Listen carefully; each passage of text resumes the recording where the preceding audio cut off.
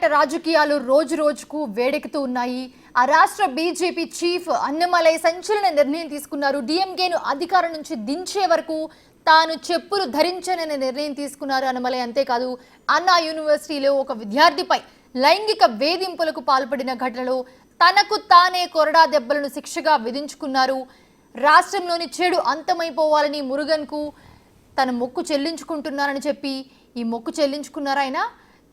అయితే బీజేపీ కార్యకర్తలు ఎవరు కూడా కొరడాలతో కొట్టుకోవద్దని ఆయన అభ్యర్థించారు.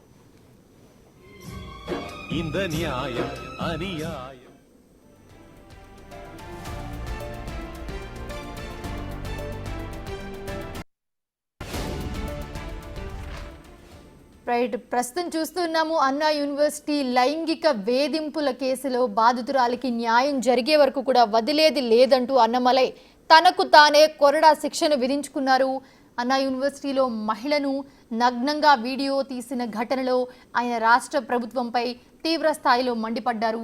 డిఎంకే ప్రభుత్వంలో మహిళలకు రక్షణ లేకుండా పోయిందని ఫైర్ అయ్యారు ఆయన.